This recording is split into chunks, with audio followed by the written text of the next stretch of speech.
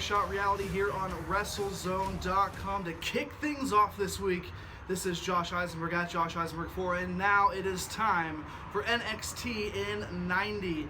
The main event was actually the first match, Shinsuke Nakamura defending the NXT Championship against Samoa Joe inside a steel cage from Australia. Well, 9 minutes later, Shinsuke Nakamura hit the Sasha twice, taking down his bitter rival in NXT, Samoa Joe, to pick up the victory and put an exclamation point on that rivalry. I will say this was a very bittersweet end to a rivalry that everybody's loved, everybody's been interested in. Samoa Joe has become the best heel, yes, I said it, the best heel in all of WWE television and programming. But this match lacked excitement, lacked drama, and lacked intensity. It was just okay, we're finally over.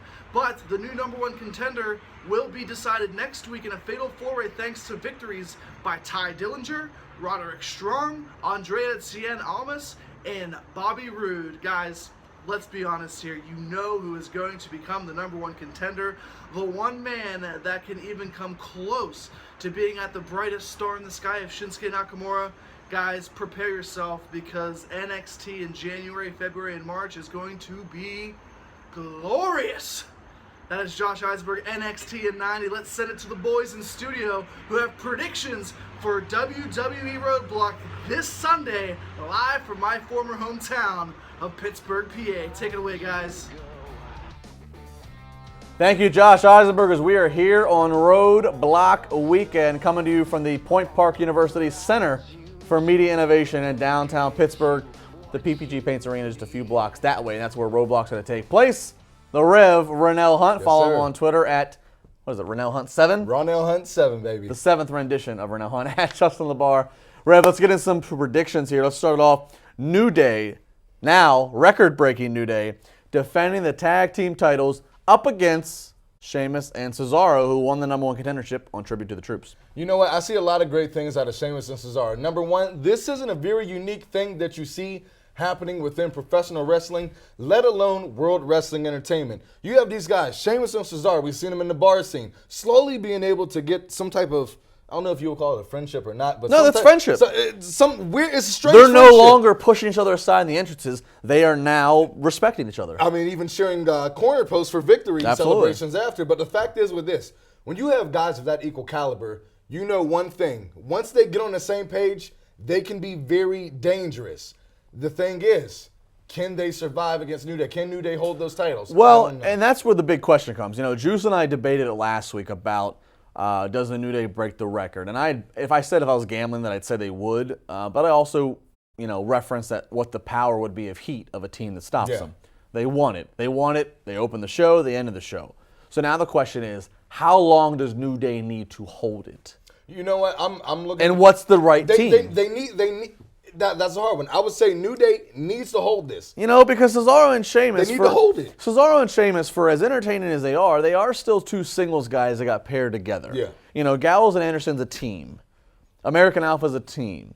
The Revival's a team, and we can go through. Villains, team. How long does New Day go?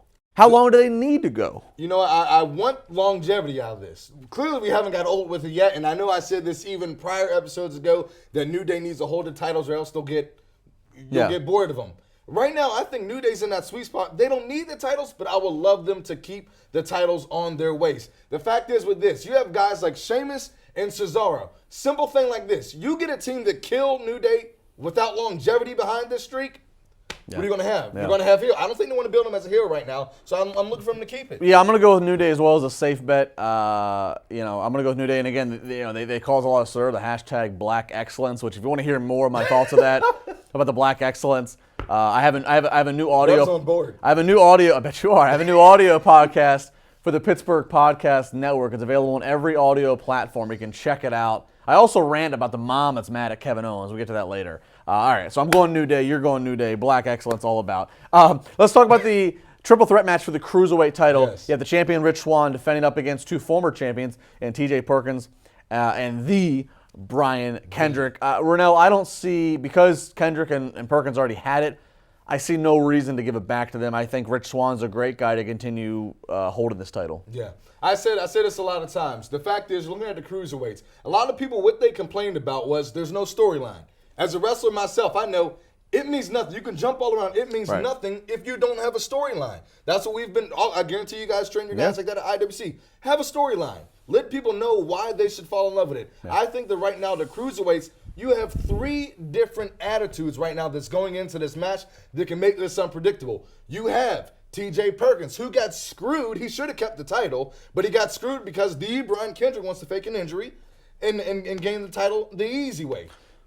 At the same time, you have Rich Swann, who is a guy that he's hungry. It's as simple as that. He's hungry. Yeah, I'm going Rich Swann. I want to say this, though. The shining point to me right now in the Cruiserweight division that's popped up, I'm becoming a big Jack Gallagher fan. Oh my goodness, he's so smooth. You know, I love the gentleman. The gentleman. When you announce that you're going to do some interference, that's just the simplest things that go a long way. I'm becoming a Jack Gallagher fan, but yeah, Rich Swann, I think he takes it in 2017.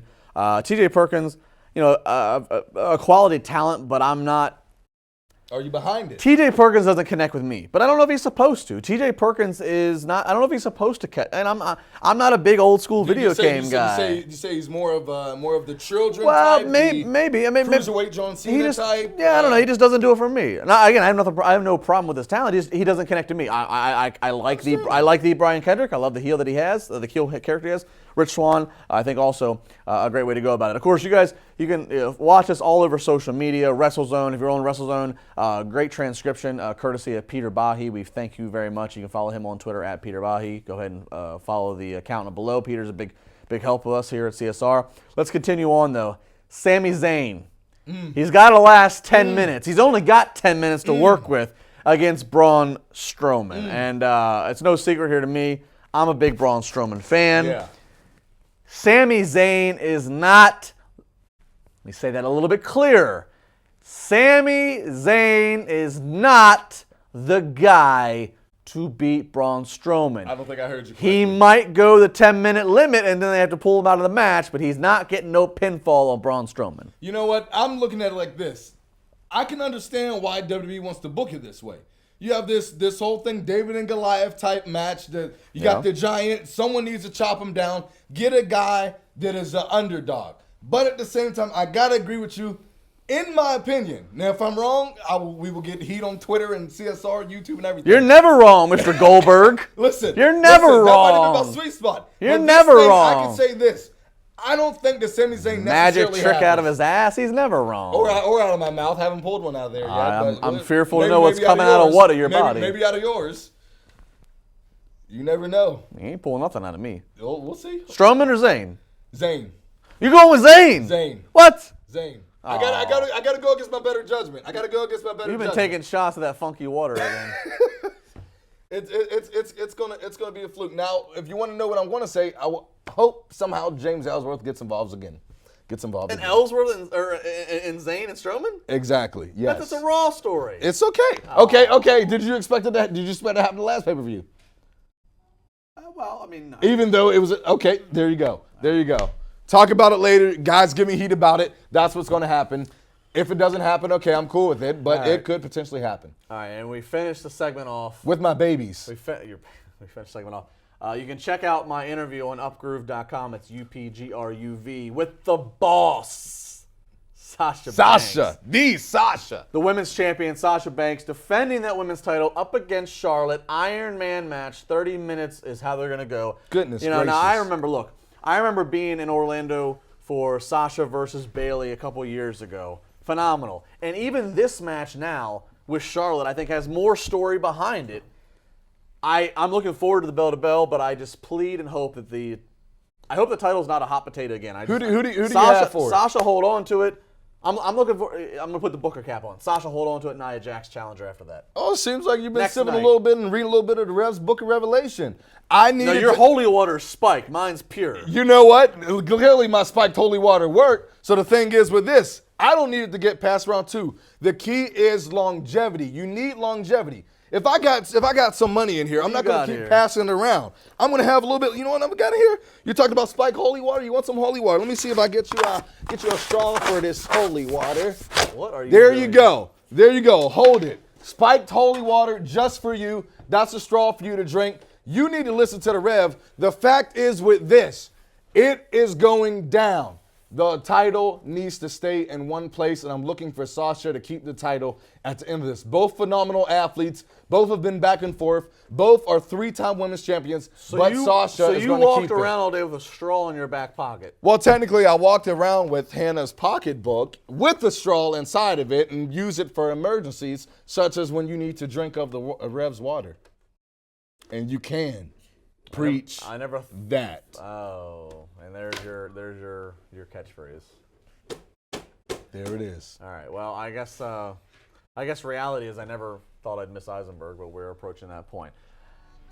At Renault17, at Justin Lamar, we got more to come. Juice going to join me for more predictions. Plus, Britt Baker, first ever IWC Women's Champion.